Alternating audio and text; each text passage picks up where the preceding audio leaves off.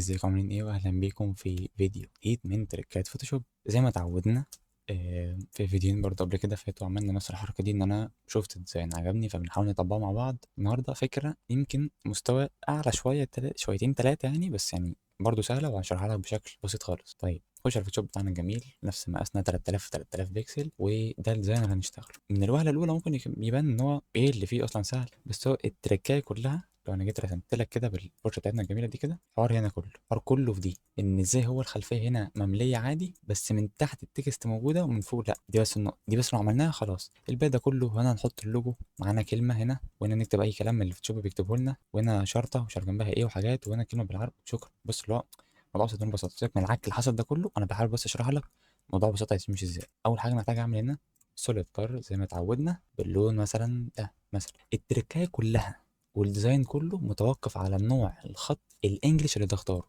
عايزين نوع خط انجليش يكون مشبك في بعضه كده، ويكون كله سمول، ما يكونش فيه حاجه كابيتال. فهو انا لقيت خط اسمه فوتوغراف ساين ريتش او ساين ريت. هبقى اسيب لك اسمه تحت في الديسكربشن، يعني هحاول اجيب اسمه واكتبه لك تحت في الديسكربشن. انا هكتب هنا مثلا ايه، هكتب مثلا تركات. كفايه تركات حلو ماشي، وكلهم متاكد ان كلهم يكونوا سمول، وخلي دي بولد عشان ايه تنفعنا شويه ايه، تملى فراغ. طيب وهكبر كده لحد ما تملى الديزاين كله معايا مثلا، يعني ممكن اعتقد كده كويسه. وهنا باين في فرق عشان هو هنا كاتب كلام كتير، يعني ايه سبريم مش عارف ايه وحاجات كده جنب بعضيها. انا كتبت بس كلمه تريكات، انت ممكن على حسب الكلمه بتاعتك هتعمل نفس الطريقه اللي عاملها دي عشان تبان معاك برضو كده كويسه. طيب هاجي للخلفيه، هعملها سمارت اوبجكت، وكده هعمل لها ماسك.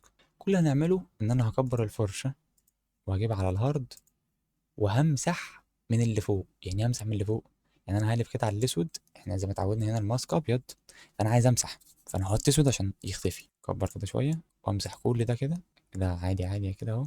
بس خلي بالك وانت بتمسح هنا بقى، تمسح دي كده تمام. انا مش عايز الخط يبان من تحتيه، يعني شايف لو واخد بالك لو دخل مني كده دي مش هتنفع. فانا هوريك نعدلها ازاي، بس اكمل بس كده مسح عادي. طيب بعد ما خلصت في ديفوهات عايزه تتظبط، ممكن اقلب كده الماسك اعمله ابيض، احاول اظبطها مثلا دي كده ايه، كده مثلا. احاول اظبط دي كده برضو. بص انا لقطت ايه، شايف انا لقطت فين؟ إن دي مش مظبوطه. راح مصغر فرش اعمل كده.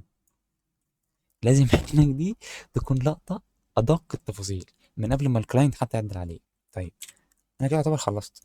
محتاج ان انا اجيب اللوجو بتاعي، احطه هنا كده. واللوجو هو طبعا مش باين عشان هو ابيض، فانا هعمله بنفس الكار الاوفرلاي اللي هي الخلفيه دي. احاول اكبره كده سيكه مثلا. يعني بص انت بقى ايه، انت وتريكاتك يا باشا مثلا كده. تريكات وفوتوشوب. الخط بتاعنا الجميل كده مثلا، خليها من هنا كده، اكبرها نفس اللون. ونخلي فوتوشوب دي ممكن نكسرها باللون ده كده، فاهم يعني ايه. نسحب الاتنين دول كده نحطهم ايه في نص الديزاين، ممكن اكبرهم شويه. طيب واجي هنا كده عشان انا مسلكت ده، فانا ممكن اعمل من تحت افضل، فاهم اللي هو ايه، حاول تخلع منه. اعمل ابيض مثلا، هو ده الخط اللي انا كنت شغال بيه، هو اوريدي اخده تلقائي، بس هنسيبه برضه عشان يملى الفراغ اللي في النص ده.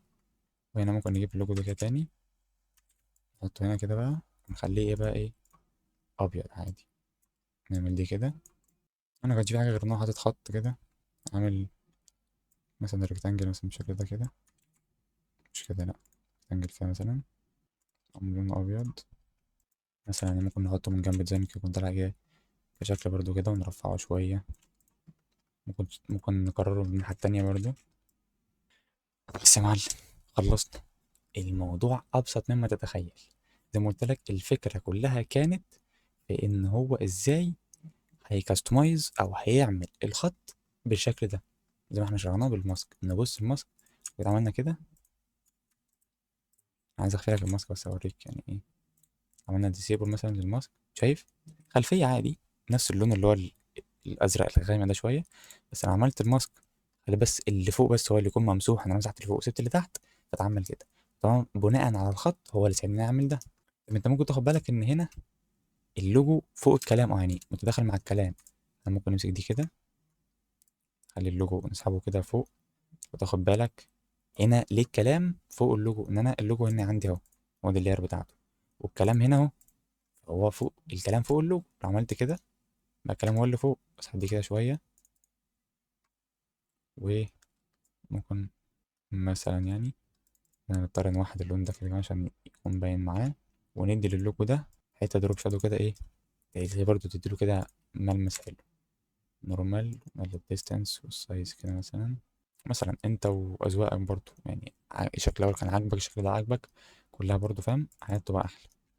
بس انا ده ممكن مثلا اخليه نفس اللون ده كده، وامسح الارت بورد دي كده، واخد نفس الحوار F6، كنترول سي، كنترول زد، كنترول في، اعملها سمارت اوبجكت، واجيب الكاميرا برو فلتر بتاعتي احطها هنا، واخفي اللير ذات نفسه، واسحب بس منه الكاميرا رو فلتر واسيبها كده. خلاص انت زينا يا معلم. ايه رأيك؟ حاجة بص علاقة شيك يعني، ينزل كده فاهم البتاع بتاعتي دي، خصوصا بقى لو انت بقى قعدت تبدع، تزود بقى في حاجات، تقلل منه حاجات، تكتب هنا مثلا كأنك في امضاء، كأنك مثلا بتنزل زي اللي هو حاجات اللي هو الانونسمنت اوفيشال والحاجات اللي بتنزل الرسمية دي، البيانات الرسمية. عايز بقى تغير المقاس بتاعه تعمله بالطول، هتعمل نفس الفكرة. انا بس اهم حاجة ان انا وصلت لك المضمون بتاعه اتعمل ازاي، باقي الحاجات بقى ابدع ووريني يعني. يا سلام يا سلام يا سلام لو تجرب حاجه من الحاجات دي وتبعتها لي، هبقى بص في قمه الانبساط. ده كان الفيديو بتاعنا النهارده، متنساش تعمل شير ولايك سبسكرايب وتكتب كومنت برايك في الكومنتات، لان انا بجد هستنى رايك، هيكون مهم بالنسبه لي جدا. وتبعت الفيديو لحد من صحابك لو هو مهتم بمجال الجرافيك. اشوفك الفيديو اللي جاي.